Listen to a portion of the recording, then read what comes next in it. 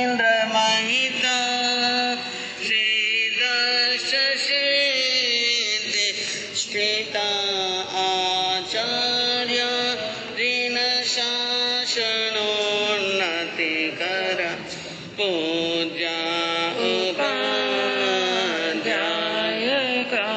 श्री सिद्धान्त सौगतका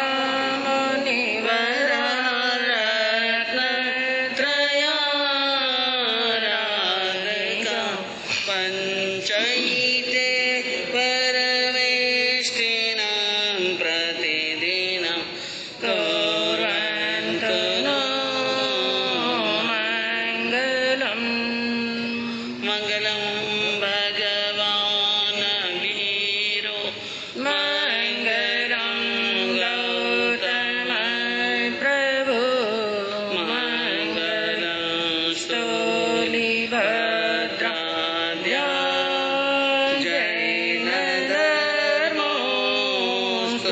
मंगलम्।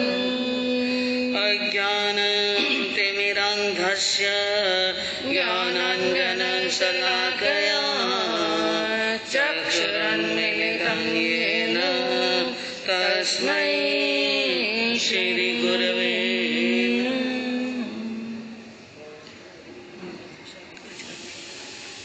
राहुल थोड़ी दरी है ना, उधर करो, दरी थोड़ी सी उधर कर दो, खंबे हाँ पिलर तक कर दो, पिलर तक खींच दो। सत्येषु मैत्रे गणेशो प्रमोदं क्लिष्टेषु जीवेषु कृपापरत्वं मार्गस्थभावं विपरीतवृत्तौ सदा ममात्मा विदधातु देव सदा ममात्मा विदधातु देव। अहिंसा के अग्रदूत, त्रयकाल दृष्टा, भवी जीवों के तारनहार शासनेश प्रभु श्रमण भगवान महावीर स्वामी के चरणों में कोटि कोटि वंदन। दीन दुखियों के मसीहा, करुणा के सागर, परम पूज्य गुरुदेव श्रमण सूर्य मर्दर के श्री मिश्री मलजी महाराज साहब के चरणों में कोटि कोटि वंदन। पाठ पर विराजमान परम श्रद्धेया, परम विदुषी, मधुर व्याख्यानी, सरल मना पूज्य गुरुनी जी महाराज साहब के चरणों में कोटि कोटि वंदन। धर्म प्रेमी बंधुओं, शीलवती माताएं बहनों,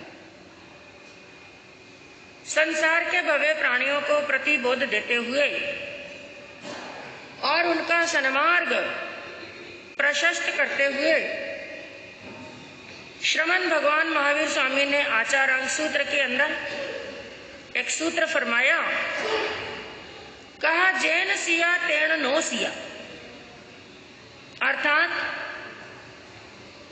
संसार के भव्य प्राणियों को उपदेश देते हुए कहा कि हे आत्मन, हे भव्य आत्माओं, जैन सिया, जिनमें तुम सुख मानते हो, तेण नो सिया, असल में उसमें सुख है ही नहीं।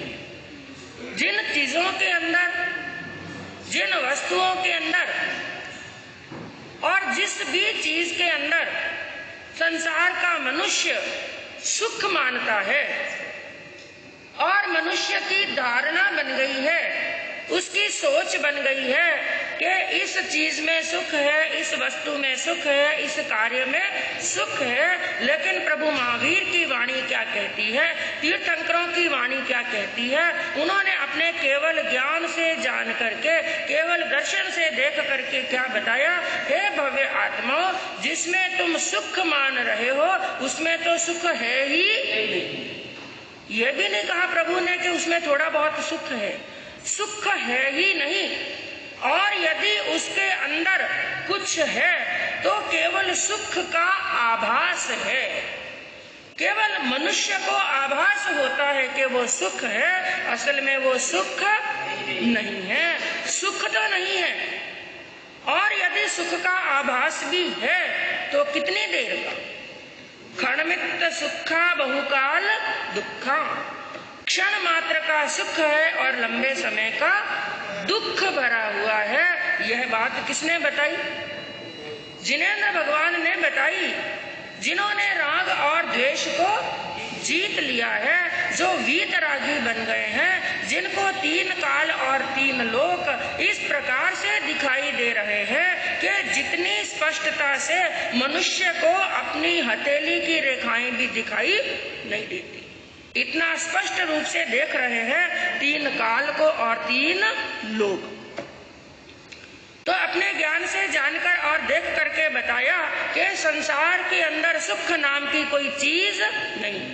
और आज के मनुष्य से यदि पूछा जाए, आपसे भी यदि कोई प्रश्न करे कि आप सुख किसमें मानते हैं, आपसे कोई प्रश्न पूछे, आपकी दृष्टि में सुखी कौन है? जिसके पास में भौतिक, हाँ, ये तो निश्चय की बात है, ये सब कहने की बात है कि भीतर में शांति है। सामान्य में मनुष्य की सोच क्या है, उसकी दृष्टि और उसकी सोच क्या है, वो क्या सोचता है? जिसके पास में भौतिक साधन है वो मनुष्य क्या है? सुखी है। जो खूब धनवान है वो क्या है? सुखी है। जिसका बिजनेस व्यापार धनाधन चल रहा है वो क्या है? सुखी है। लेकिन प्रभु ने क्या कहा? इन भौतिक साधनों के अंदर संसार के जितने भी साधन हैं, जितनी भी धन और माया है, घर और परिवार है, कहीं पर भी सुख नाम की चीज नहीं है। सुख तो है कम और दुख है ज्यादा, और वो भी केवल सुख होता है तो क्षण मात्र का। जैसे मनुष्य को भोजन में आनंद आता है, भोजन करते समय मनुष्य को क्या आता है? आनंद। मन पसंद का भोजन हो, सटरस का भोजन हो, 56 पकवान सामने हो और जोरदार क्या लगी हुई हो? भूख, जोरदार भूख लगी हुई है। 3 दिन से जिसने भोजन नहीं किया, भूख के मारे तिल मिला रहा है, और सामने सटरस के भोजन है, थाली उसके सामने आई, भोजन में कितना आनंद आएगा?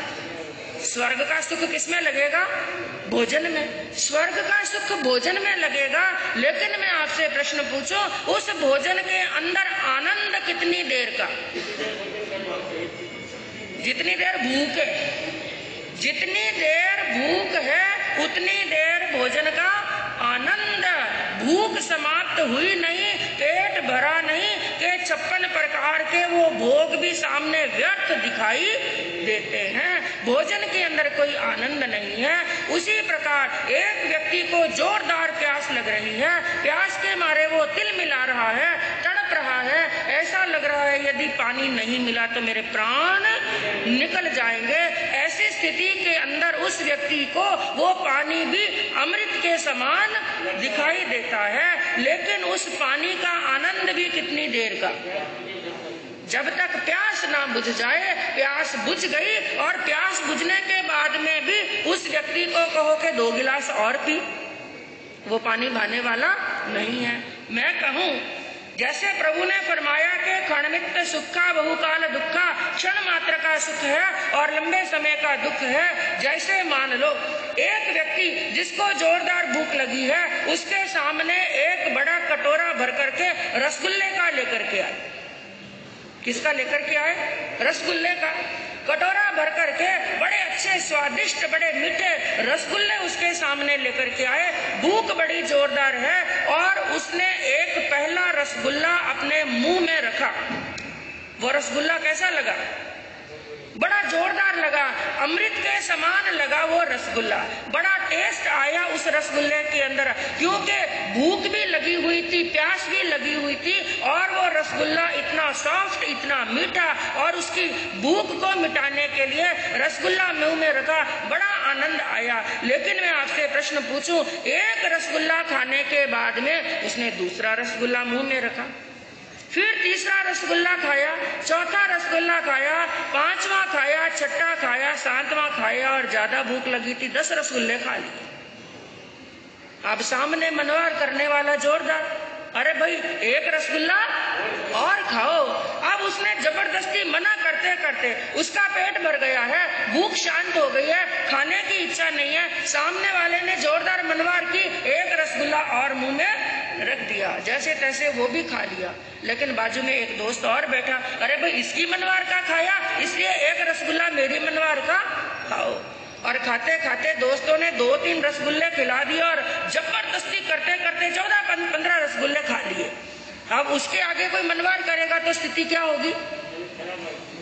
खाया हुआ भी बाहर आ जाएगा। लेकिन अब आपके सामने प्रश्न ये है कि जो रसगुल्ला, पहला रसगुल्ला उसने मुंह में रखा, जो स्वाद उस पहले रसगुल्ले में था, क्या दूसरे रसगुल्ले में वो स्वाद था? क्यों नहीं? क्यों कम हो गया वो स्वाद? जबकि जिस मटेरियल से पहला रसगुल्ला बना हुआ था, उसी मटेरियल से दूसरा रसगुल्ला बना हुआ था। जो टेस्ट पहले वाले में था वही टेस्ट दूसरे वाले में था, जो मिठास पहले वाले में थी वही मिठास दूसरे वाले में थी। तो फिर पहले वाले से टेस्ट दूसरे वाले का कम क्यों हो गया? हाँ, क्योंकि इच्छा क्या हो गई? जो टेस्ट पहले वाले में, प्रभु की सुक्ति जो प्रभु ने उपदेश दिया, क्षणमित्त सुखा बहुकाल दुखा। बस ये सुख, संसार की जितनी भी भौतिक चीजें हैं, संसार के जितने भी काम और भोग हैं, पांचों इंद्रियों के जितने भी भोग हैं, उनके अंदर क्षण मात्र का सुख होता है और बहुकाल का दुख होता है। और फिर दूसरी बात, संसार के जितने भी सुख है ना, ये टुकड़ों में बंटे हुए हैं। किसमें बंटे हुए हैं? टुकड़ों में बंटे हुए हैं। थोड़ा सुख धन का, थोड़ा सुख परिवार का, थोड़ा सुख घर का, थोड़ा सुख जमीन का और थोड़ा सुख शरीर का। थोड़ा काया का सुख है, थोड़ा माया का सुख है, थोड़ा परिवार का सुख है। संसार के सुख सब टुकड़ों में बंटे हुए हैं, लेकिन एक ऐसा सुख है जिसके अंदर कोई टुकड़ा नहीं है। और ऐसा सुख कौन सा है? धर्म का सुख। किसका सुख है? धर्म का सुख। उसके अंदर कोई टुकड़ा नहीं। जैसे एक किसान है, उदाहरण के माध्यम से समझिए, एक किसान है जिसके पास में 50 बीघा जमीन है, लेकिन पहले 2 बीघा जमीन और बीच में दूसरे किसी की जमीन आ गई, फिर थोड़ी दूर के बाद में फिर उसकी 5 बीघा जमीन है और फिर बीच में किसी और किसान की जमीन आ गई, फिर आगे चल करके और 5-7 बीघा जमीन है। इसी प्रकार टुकड़ों टुकड़ों के अंदर उसकी कितनी जमीन है? 50 बीघा। एक दूसरा किसान है, उसके पास में भी 50 बीघा जमीन है, लेकिन वो है एक ही स्थान पर।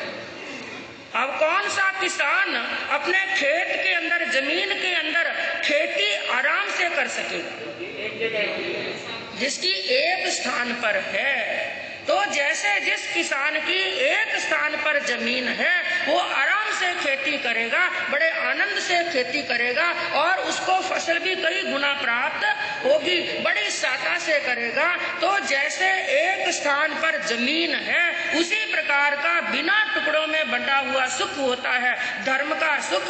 बाकी संसार के सुखों को प्रभु ने क्या बताया? इनके अंदर कोई सुख नहीं है। और सच्चा सुख किसके अंदर है? ये भी ज्ञानियों ने फरमाया, सच्चा सुख किसके अंदर है? क्या कहा कि दीन कहे धनवान सुखी, धनवान कहे सुख राजा को भारी। दीन कहे धनवान सुखी, धनवान कहे सुख राजा को भाई।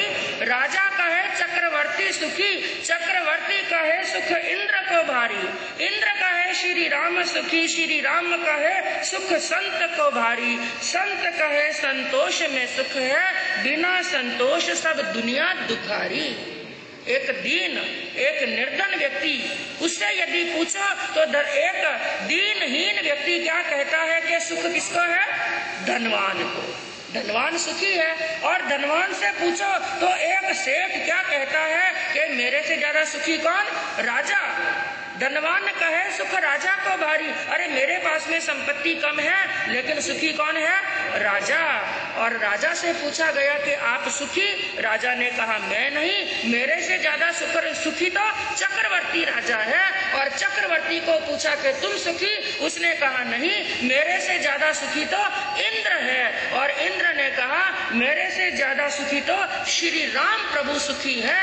लेकिन जब श्री राम से पूछा गया तो श्री राम ने भी बड़ा जोरदार उत्तर दिया। उन्होंने कहा मेरे से ज्यादा सुखी तो एक संत है। लेकिन जब संत से पूछा कि आप सुखी, तो संत ने भी क्या उत्तर दिया? संत कहे संतोष में सुख है, संत बनने से सुख नहीं है। हाँ, संत वो होता है, सुखी वो होता है जो संतोषी होता है। और यदि संतोष नहीं है तो करोड़ों का धन पाकर के भी व्यक्ति सुखी होने वाला। एक मारवाड़ी कवि ने बड़ी अच्छी बात कही कि हजारा पकवान खाया रे पचे भी आजीब, लुखी रेवे। ये जीव का स्वभाव क्या है?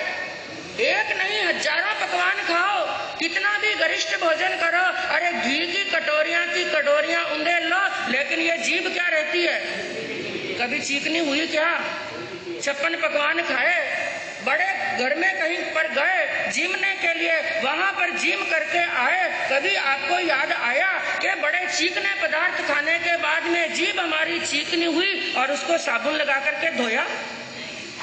थोड़ा सा चीकना पदार्थ कपड़ों पे गिर जाता है, शरीर के किसी अंग पर गिर जाता है तो साबुन लगा करके धोना पड़ता है, लेकिन जीभ को नहीं धोया, कैसे भी खाया और हाथों हाथ ये क्या हो जाती है? हाँ, लुखी की लुखी। हजारा पकवान खाया रे पचे भी आजीब, लुखी रेवे। और करोड़ारा धन कमाया रे पचे भी सेठ जी दुखी रहे। करोड़ा कमाया, अरबों की संपत्ति कमाई, लेकिन सेठ जी का मुंह लटका हुआ। क्यों? क्योंकि संतोष। इंसान सुख चाहता है। आज किसी से भी पूछो कि आप क्या चाहते हो, आपका उत्तर क्या होगा? क्या चाहते हैं आप? माया चाहते। पीछे से उत्तर है, बड़ी अच्छी बात है। सच्ची बात कहनी माया चाहते हैं, लेकिन माया भी किस लिए चाहते हैं? आप धन कमा रहे हैं, दौड़ रहे हैं, भाग रहे हैं, अंधी दौड़ में दौड़ रहे हैं, ना खाने का भान है, ना सोने का भान है, ना विश्राम करने का भान है, दौड़ रहे हैं, धन को जोड़ रहे हैं। किस लिए? बुढ़ापे के अंदर क्या रहेंगे? सुखी। आज कमाने के दिन है, कमा लेंगे तो बुढ़ापे में क्या रहेंगे? सुखी रहेंगे। तो आपसे कोई प्रश्न पूछे क्या चाहते हैं, तो उत्तर होगा हम सुखी रहना चाहते हैं, लेकिन फिर भी सुखी हुए नहीं। क्यों नहीं हुए? कि संतोष को धारण नहीं किया है।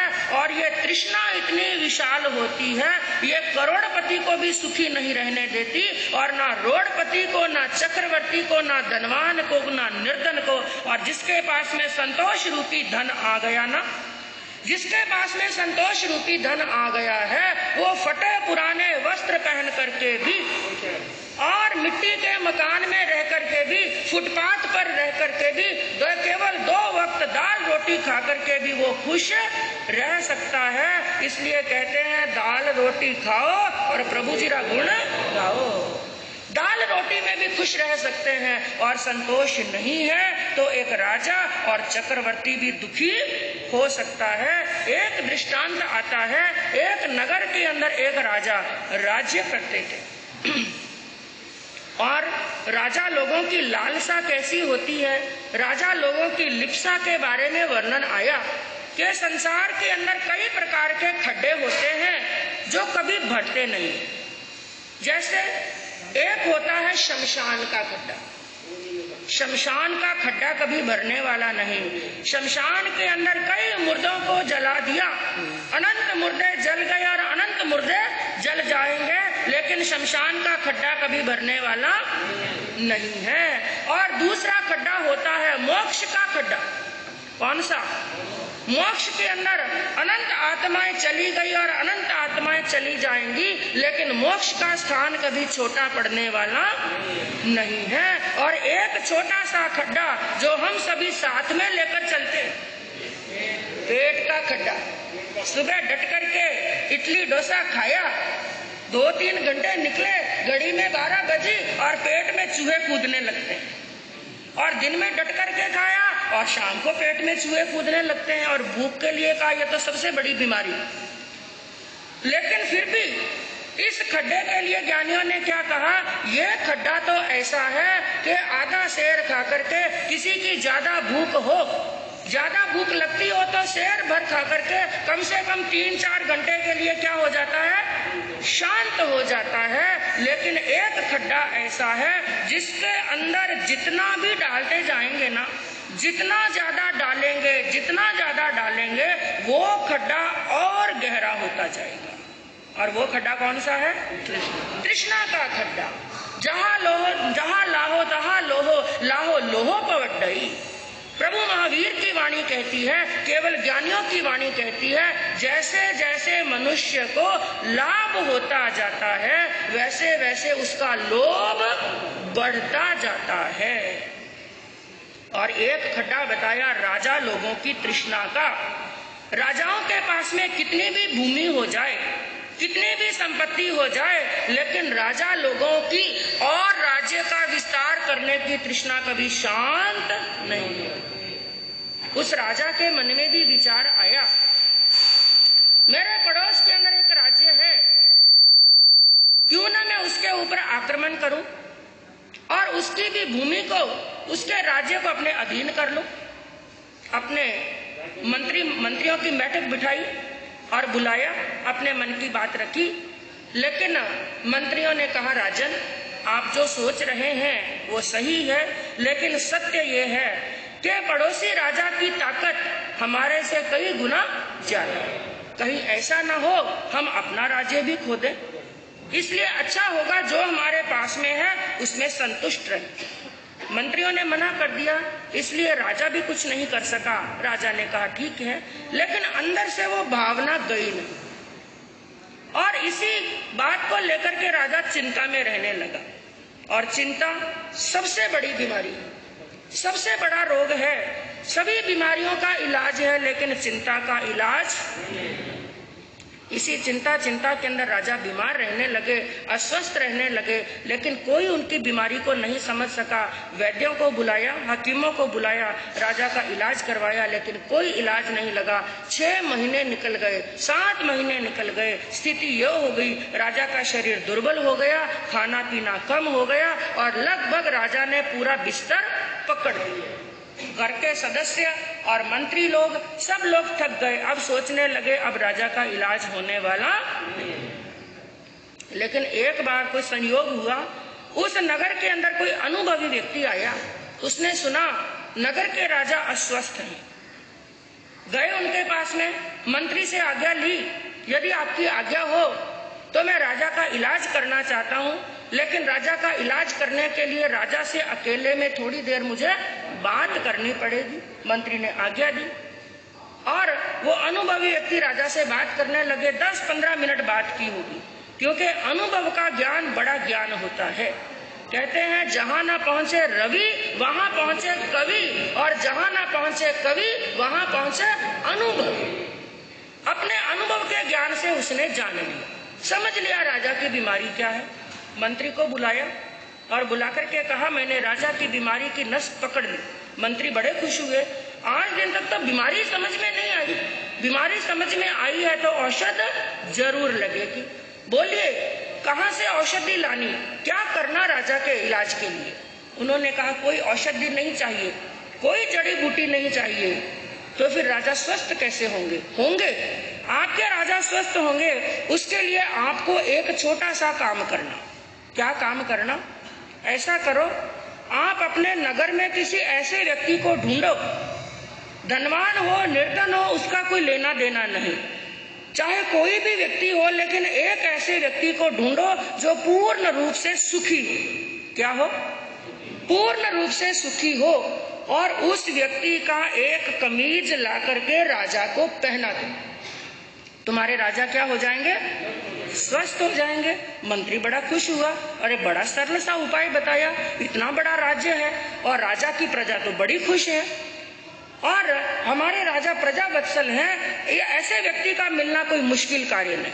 मंत्री ने हाथों हाथ आदेश दिया, सैनिकों को भेजा, कोई पूर्व में गए, कोई उत्तर में गए, कोई दक्षिण में गए और ढूंढने के लिए निकले सुखी व्यक्ति को। अब आपसे भी कोई कहे कि किसी सुखी व्यक्ति को ढूंढ करके लाओ, तो आप पूछताछ करने के लिए निकलेंगे तो सबसे पहले कहां पर जाएंगे? ऐसा आपकी दृष्टि? हाँ, पैसे वालों के गांव। बड़ा सारा सेठ ढूंढो जो चेन्नई का नंबर 1 धनवान व्यक्ति हो, बिजनेस व्यापार धनाधन चलता हो और खूब सारे नौकर और चाकर हो, ऐसा धनवान व्यक्ति क्या होगा? सुखी। तो उन्होंने भी यही सोचा, इसलिए एक बड़े सेठ जी के वहां पर गए। बड़ी खूब बड़ी दुकान थी और सफेद जगाजग वस्त्र पहने हुए थे और सफेद गादी तकिया लगा हुआ था। ग्राहकों की भीड़ लगी हुई थी। बड़ी दुकान थी, 3 खंड की हवेली थी। और सेठ जी के पास में पहुंचे और राज कर्मचारियों को आया हुआ देखा तो सेठ जी ने पूछा, सबसे पहले प्रश्न पूछा, भाई यहाँ पर आना कैसे हुआ? उन्होंने कहा, सेठ जी हम आपसे प्रश्न पूछना चाहते हैं। पूछो भाई, क्या प्रश्न पूछना चाहते हो? क्या आप एकदम से सुखी हैं? आपको किसी प्रकार का कोई दुख तो नहीं? ये बात सुनी तो सेठ जी का चेहरा जो एक कमल की तरह खिला हुआ था, वो चेहरा मुरझा गया। सेठ जी उदास हुए, पूछा क्या कारण है? उन्होंने कहा, भाई तुम लोगों ने मेरी दुखती नस के ऊपर हाथ रख दिया। बाकी प्रभु की कृपा है, ऊपर वाले की कृपा है, परमात्मा की कृपा है, बाकी घर में सब आनंद है। पत्नी भी बड़ी अच्छी है और संपत्ति है, घर के अंदर किसी चीज की कमी नहीं, लेकिन एक कमी है, घर के अंदर संतान नहीं है। और जिस घर के अंदर संतान ना हो वो घर शमशान जैसा दिखाई देता है। मैं रोज संपत्ति कमाता हूँ लेकिन सोचता हूँ इसको खाने वाला कौन? बस ये दुख सताता है। सैनिकों ने सोचा, बात सही बात है, बहुत बड़ा दुख है। तो अब किसी ऐसे सेठ जी को ढूंढते हैं जिनके घर के अंदर क्या हो? संतान हो। तो ऐसे सेठ जी को ढूंढा जो धनवान भी थे और पुत्रवान भी थे, पुत्र भी थे, पुत्र वधुएं भी थे और पोता और पड़पोता। खूब बड़ा परिवार था, खूब धन और संपत्ति थी। ऐसे सेठ जी के पास में गए और उनसे भी जाकर वही प्रश्न पूछा। सेठ जी ने जब उनको देखा, कहा भाई क्या पूछना चाहते हो? उन्होंने कहा, सेठ जी आप सुखी तो हैं, किसी प्रकार का कोई दुख तो नहीं? जैसे ये प्रश्न पूछा, पहले वाले सेठ जी का तो चेहरा थोड़ा उतरा ही था, केवल थोड़ा सा चेहरा उतरा था। इन सेठ जी के तो आंखों में से गंगा और जमुना बहने लगी, रोने लगे। अरे कैसा प्रश्न पूछ लिया! दुनिया की दृष्टि में मैं बड़ा सुखी हूँ, लेकिन अंदर रोज खून के आंसू रोता हूँ। दुनिया को बड़ा सुखी दिखाई देता हूँ, लेकिन मेरे भाइयों, मेरे से ज्यादा दुखी इस दुनिया में कोई। हैरान हो गए, क्या कमी है सेठ जी को? बेटे हैं, पोते हैं, बड़ा पूरा परिवार है, खूब संपत्ति है, नौकर चाकर है, क्या दुख है सेठ जी को? उन्होंने कहा, सबसे बड़ा दुख। अरे भाई आपके तो बेटे पोते सब कुछ हैं। उन्होंने कहा, ये बेटे पोते नाम के, ये काले नाग के समान हैं। मैं तो ये सोचता हूँ, ये 4 मेरे बेटे हैं, इनको जन्म लेते ही मैंने इनका गला घोट करके क्यों नहीं मार दिया? ये चारों के चारों एक नंबर के कपूत, ये मरते समय एक लोटा पानी पिलाने वाले भी नहीं है। इन चारों की दृष्टि केवल मेरे धन के ऊपर है, कब ये बुढ़ा मरे और कब हम धन में बांट ले। ये चारों किसी काम के नहीं। मैं तो परमात्मा से प्रार्थना करता हूँ, अगले जन्म के अंदर मुझे संतान देना ही मत।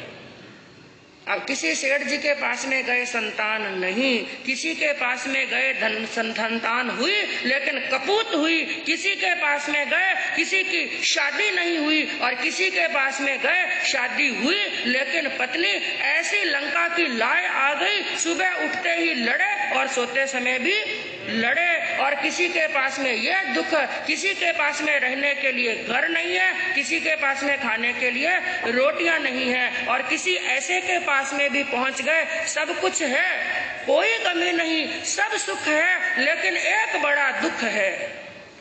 एक बड़ा दुख है कि स्वास्थ्य ठीक नहीं है। और इससे भी बढ़कर किसी के पास में भी गए, तन का भी सुख, धन का भी सुख, माया का भी सुख, घर और परिवार का भी सुख, फिर भी एक सबसे बड़ा दुख। कौन सा? मेरा पड़ोसी सुखी है। सबसे बड़ा दुख उसको सताता है, मेरा सामने वाला मेरे से ज्यादा सुखी है। ये दुख ढूंढते ढूंढते थक गए, लेकिन उनको कोई ऐसा व्यक्ति नहीं मिला। समाचार पहुंचे राजा के पास में। राजा ने ये सुना, इतना बड़ा राज्य, मेरे राज्य के अंदर एक भी व्यक्ति सुखी नहीं। राजा की चिंता और बढ़ गई। राजा और बीमार हो गए। कुछ दिन निकले। राजा को एक दिन बड़ी घबराहट हो रही थी अंदर सोते सोते। अपने सेवकों को कहा, अरे भाई मेरा हाथ पकड़ करके थोड़ी खुली हवा में लेकर के जाओ। राजा को ऊपर छत पर लेकर के गए। दो सेवकों ने पकड़ा हुआ है। राजा धीरे धीरे टहल रहे हैं। टहलते टहलते थक गए, एक आसन पर बैठ गए और बैठे बैठे एक बाहर खुली जगह के अंदर, खुला ग्राउंड था महल के बाहर, वहां पर उनकी दृष्टि पड़ी। वहां पर एक मिट्टी का टिल्ला बना हुआ था। उस टिल्ले के ऊपर एक लंगोटधारी महात्मा बैठे थे ध्यान के अंदर। राजा की दृष्टि पड़ी महात्मा जी के ऊपर। क्या शांत मुद्रा, क्या आनंद था उनके चेहरे पर, क्या शांति थी, क्या सौम्यता थी। राजा टकटकी लगा करके बिना पलक झपके उन महात्मा जी को देखते रहे। बड़ा आनंद आया, चित्त में बड़ी शांति हुई।